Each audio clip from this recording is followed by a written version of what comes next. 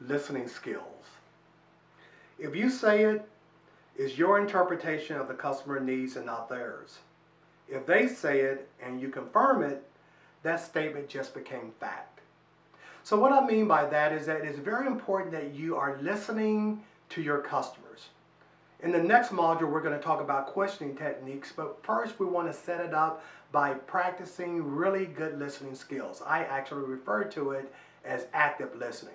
When you think of active listening, it's something that you have to do internally to dial into that particular customer and listen to what he or she is telling you. Perhaps now you're listening. You're blocking out all of the noises that maybe you're surrounded with. You're not watching television. You're not looking at your watch. You're not looking at another computer screen or another whatever on your computer screen. You're listening. You're dialed into this conversation, meaning that you're taking a form of action in order to do that. So let's talk about active listening. In active listening, we want to be asking clarifying questions. We want to confirm the message, demonstrate respect, empathy, and showing sensitivity. And we want to listen to the entire message. The entire message. So let me help you with that. As I shared earlier, it says listening is the most powerful form of acknowledgement.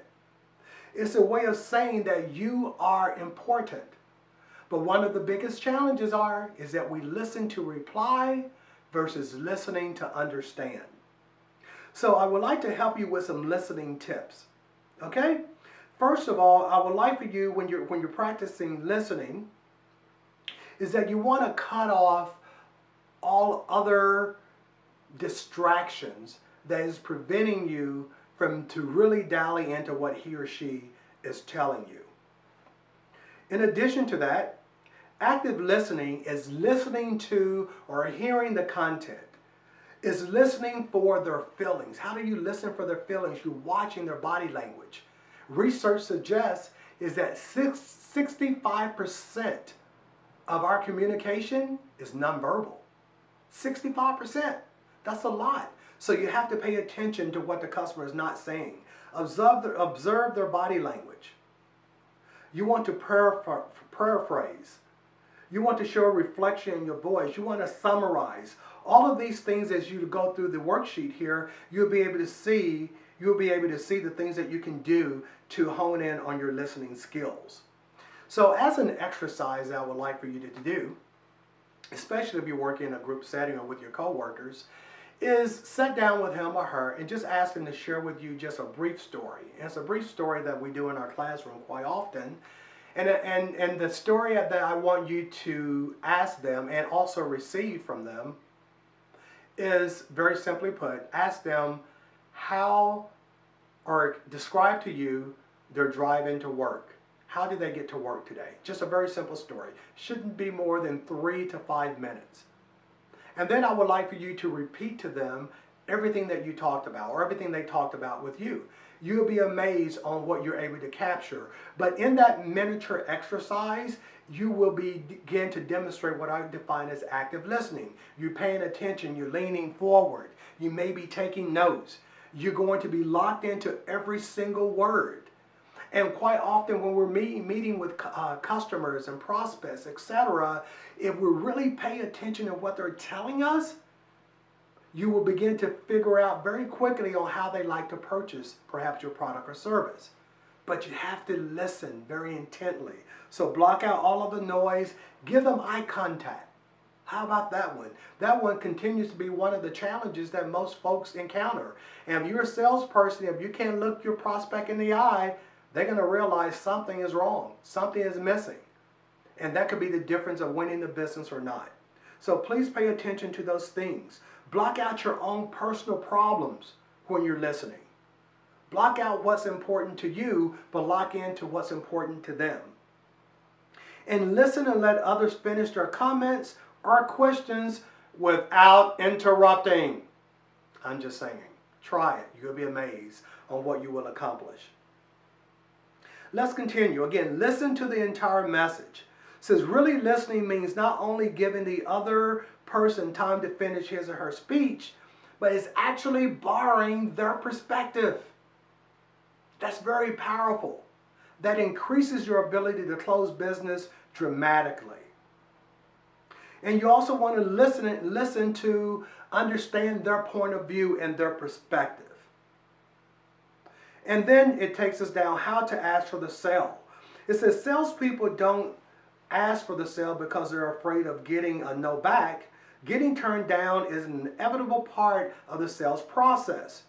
The important thing is to remember that it's when the prospect declines to buy from you, it's not a personal rejection.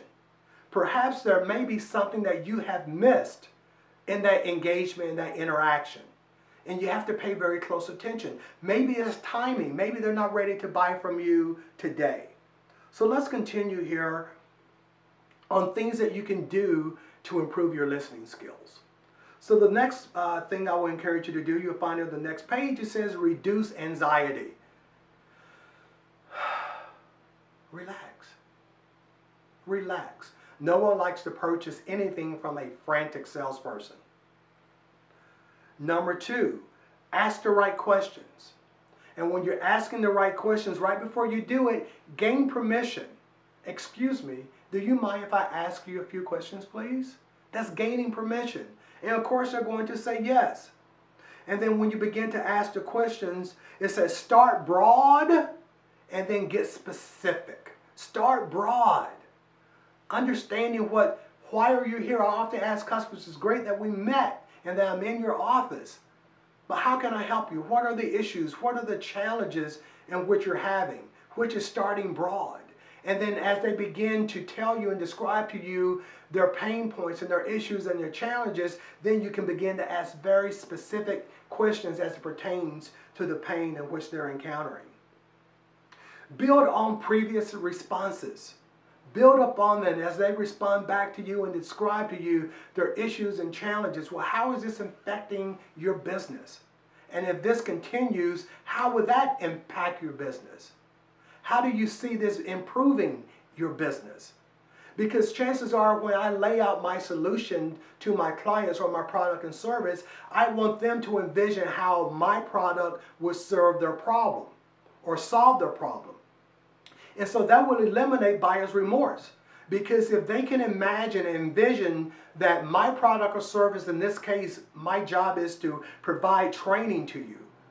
How can my training, my sales training, provide a solution to your problem? And then ask you that question and you give that back to me, you begin to tell me benefits of my product and service without me saying a word. So I encourage you to do so. Ask simple questions. Keep it simple. Use logical questions.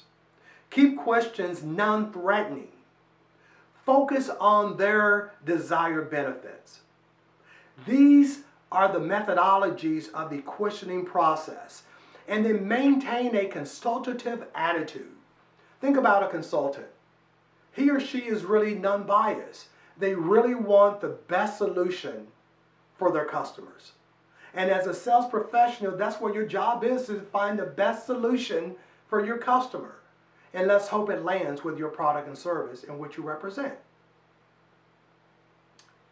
So if you would, take a few moments, go through this exercise, go through the questioning techniques, and begin to ask yourself, how can you begin to implement these question techniques into your presentation skills? I can assure you they will yield you the results that you're looking for. Thank you.